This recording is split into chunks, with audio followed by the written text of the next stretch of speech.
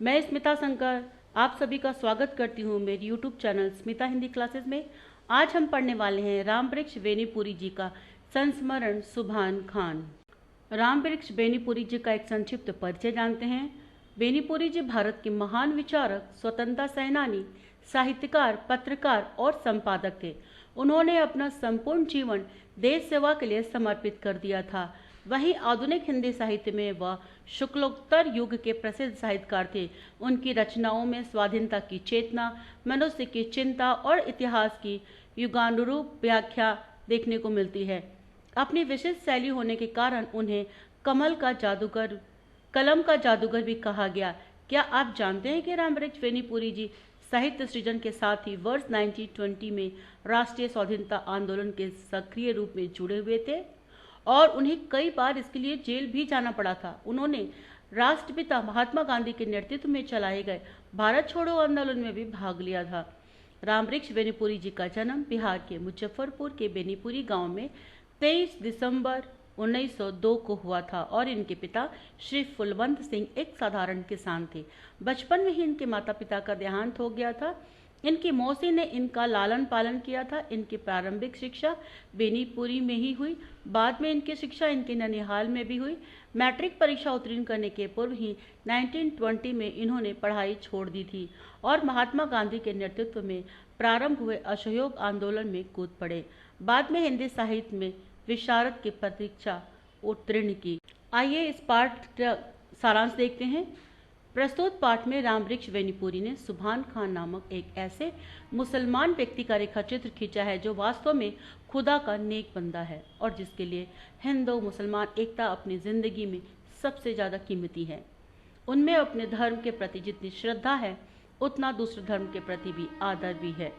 एक और वे बच्चों के साथ बच्चे बन जाते हैं तो दूसरी ओर सांप्रदायिक कट्टरपंथियों के सामने चट्टान की तरह अडिग खड़े रहते हैं। सुभान खान नामक पाठ में एक बच्चे के भोले भाले स्वभाव का बड़ा ही मर्मस्पद चित्रण हुआ है। बच्चा धार्मिक संकीर्णताओं से परे सुभान दादा की प्यार भरी बातों को हृदय में संजोए रखता है। सुभान दादा और बच्चा आपस में अपनी खुशियां बांटते हैं और एक दूसरे के त्योहारों को मिलकर मनाते हैं। ईद बकरीद को न सुभान दादा उन्हें भूलते हैं न ही वो होली दिवाली को उन्हें भूलने पाते हैं। पूरी कहानी में सच्चाई, ईमानदारी, परिश्रम, कर्तव्य परायण, प्रेम और विश्वास को महत्व दिया गया है। यह बताने का भी सफल प्रयास किया गया है कि मानव के उपयुक्त गुण ही मानव जीवन को सरस व सार्थक बनाते हैं। सभी धर्म समान हैं और सभी धर्म मानवता के विकास के साधन होते हैं। इसमें लेखक ने अपने बचपन की अनेक घटनाओं के आधार पर सुभान खान के चरित्र का ताना बना बुना है। राम वृक्ष बेनीपुरी के रेखाचित्र सुभान खान में सुभान खान का उदात्त चरित्र प्रस्तुत किया गया है। लेखक ने सुभान खान के माध्यम से धर्मनिष्ठा, भाईचारा, सदाचार, सद्भावना तथा हिंदू मुस्लिम एकता आदि उच्चतम मानवीय मूल्यों की प्रतिष्ठा देने का सफल प्रयास किया है। सुभान खान एक मुस्लिम चरित्र है, अतः लेखक उनकी धार्मिक वृत्ति को अभिव्यक्त करते हुए बताता है कि सुभान खान की लंबी सफ़ेद चमकती हुई दाढ़ी है। वह नियमित रूप से नमाज पढ़ते हैं। उनकी हज करने की इच्छा है लेकिन आर्थिक व्यवस्था के कारण वह हज नहीं कर पाते, लेकिन वे हज के लिए तिनका अवश्य जमा करते हैं। सुभान खान मुस्लिम होने के बावजूद लेखक के घर में एक सदस्य की तरह रहते हैं। उनके बीच धर्म को लेकर कभी कोई दीवार नहीं खड़ी होती, बल्कि लेखक का जन्म मन्नतें मांग कर होने से उनके घर वाले मुहर्रम में अपनी आस्था विशेष रूप से प्रकट करते हैं। ईद बकरीद के त्यौहार पर सुभान खान लेखक के परिवार को नहीं भूलते और होली दिवाली से सुभान खान किनारा कभी नहीं करते। इस प्रकार सुभान खान के चरित्र द्वारा धार्मिक सामंजस्य का चित्र उपस्थित होता है। सुभान खान धर्मनिष्ठ होने के कारण उनका सपना था कि गांव में एक मस्जिद बनाए। उनका अथक परिश्रम के बाद उनका यह सपना साकार भी होता है। दिन बीतते हैं, लेखक बड़े होकर शहर चले जाते हैं। सुभान खान बूढ़े हो चुके होते हैं। जिस गांव में लोग धर्म के मानवता को महत्व देते थे, उसी गांव में हिंदू मुस्लिम का अलगाव का वातावरण पनपने लगता है। शहर में तो आए दिन दंगे, खून खराब होता रहता है। हीरी के भी यह बीमारी देहात तक पहुंचती है। गांव में गाय और बाज के नाम पर तस्करी होने लगती है। कुर्बानी के अवसर पर मुसलमान निर्णय करते हैं कि मस्जिद में गाय की कुर्बानी देनी होगी। इस बात से बड़ा हंगामा खड़ा होता है, लेकिन सुभान खान चट्टान जैसे खड़े होकर स्थिति का सामना करते हैं। वह न तो हिंदुओं का पक्ष लेते हैं, न ही मुसलमानों का। कुर्बानी के दिन मस्जिद के दरवाजे की चौखट पर खड़े होकर कहते हैं कि मेरी लाश पर से ही कोई भीतर घुस सकता है, कहकर वहीं पर चौखट पर बैठ जाते हैं। सुभान खान के सामने हिंदू मुस्लिम इकट्ठा होते हैं। उनकी आंखों में आंसू देखकर कुर्बानी का सवाल गायब हो जाता है। वे साक्षात देवदूत से प्रतीत होते हैं, जिसके रोम रोम से प्रेम और भाईचारे का संदेश निकलकर समस्त वातावरण में व्याप्त होता है। एक अंकीय प्रश्न इस प्रकार है, सुभान खान पाठ के लेखक कौन है? रामवृक्ष वेणुपुरी। सुभान खान क्या काम करते थे? राजगिरी का काम। सुभान खान कैसे व्यक्ति थे? धर्मपरायण व्यक्ति।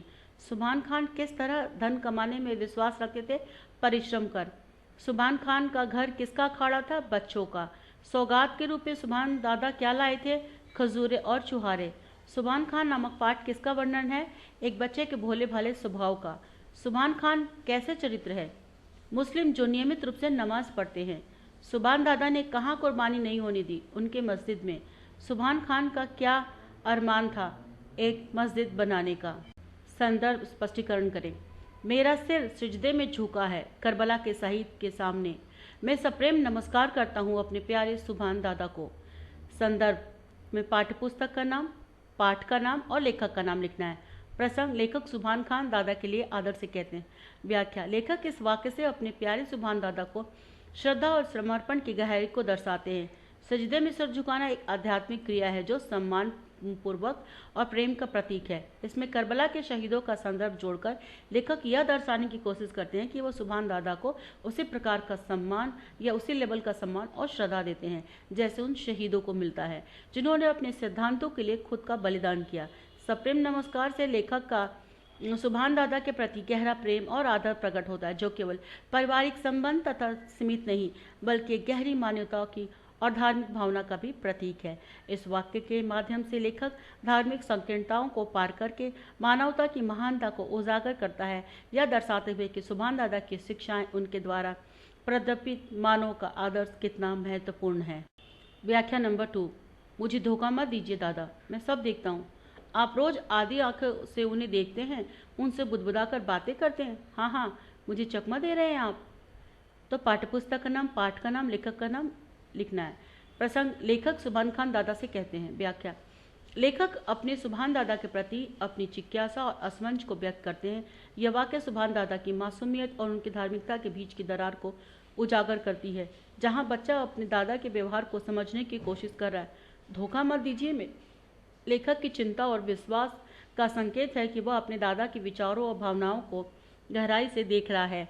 आधी आंखों से उन्हें देखते हैं, यह दिखाता है कि सुभान दादा किसी और के प्रति विशेष भावनाएं रखते हैं जो बच्चे को चिंतित करता है। बुदबुदाते हुए बातें करते और चकमा देने की भावना यह दर्शाती है कि बच्चा अपने दादा से ईमानदारी की अपेक्षा करता है और उनकी भावनाओं को समझने की कोशिश कर रहा है। इस प्रकार यह संवाद न केवल पारिवारिक संबंधों की जटिलता को दर्शाता है बल्कि मानवता, प्रेम और विश्वास के मूल्यों के प्रति लेखक की गहरी सोच को भी उजागर करता है। सुभान खान पर टिप्पणी। सुभान खान कहानी में लेखक रामवृक्ष वेणुपुरी ने मानवता और धार्मिक सहिष्णुता की गहरी समझ को प्रस्तुत किया है। कहानी में सुभान दादा का चरित्र न केवल एक दयालु व्यक्ति का प्रतिनिधित्व करता है बल्कि यह धार्मिक संकीर्णता को पार करके एक आदर्श मानवता का प्रतीक भी है। उनके मासूमियत और सहजता, खासकर बच्चों के साथ उनके व्यवहार में यह दर्शाती है कि प्रेम और सद्भावना सभी धार्मिक सीमाओं से ऊपर है। कहानी का मुख्य संदेश यह है कि मानवता ही सबसे बड़ा धर्म है। सुभान दादा और बच्चे के बीच का संबंध दर्शाता है कि कैसे धार्मिक त्योहारों को मनाने का तरीका भी भिन्न होता है, लेकिन प्रेम और स्नेह के बंधन में कोई भेदभाव नहीं होता। बच्चा सुभान दादा से जो प्रश्न पूछता है वह न केवल उसकी जिज्ञासा को दर्शाता है बल्कि यह भी दिखाता है कि सुभान दादा अपने ज्ञान और अनुभव के माध्यम से उसे सही मार्ग दिखाने का प्रयास करते हैं। कहानी का एक महत्वपूर्ण पहलू यह है कि जैसे जैसे बच्चा बड़ा होता है वह अपनी मासूमियता और पवित्रता को खोने लगता है। यह एक गंभीर प्रश्न उठता है कि क्यों बड़े होकर लोग धार्मिक संकीर्णताओं में बंध जाते हैं और एक दूसरे के धर्म को आदर नहीं कर पाते। सुभान दादा का चरित्र इस विचार का प्रतिनिधित्व करता है कि यदि हमें मानवता को अपने धर्म से ऊपर रखेंगे तो हम आपस में सद्भावना और प्रेम के साथ रह सकते हैं। इस प्रकार सुभान खान केवल एक व्यक्तित्व की कहानी नहीं है बल्कि एक सामाजिक और धार्मिक एकता का महत्वपूर्ण संदेश देती है जो आज के समय में भी प्रासंगिक है। लेखक ने इस कहानी के माध्यम से यह सिखाया है कि मानवता की रक्षा करना ही सबसे बड़ा धर्म है। तो छात्रों, इस तरह से सुभान खान संस्मरण जो कि रामवृक्ष वेनीपुरी जी का है, पाठ यहीं पर समाप्त होता है। उम्मीद करती हूँ कि मेरा वीडियो आपको पसंद आया होगा, और अगर आपने अभी तक सब्सक्राइब नहीं किया है तो सब्सक्राइब कर लीजिए। लाइक कमेंट शेयर करना ना भूलें, और बेल आइकन दबा लें ताकि आपको मेरे नए वीडियो की जानकारी आपको सबसे पहले मिले। धन्यवाद।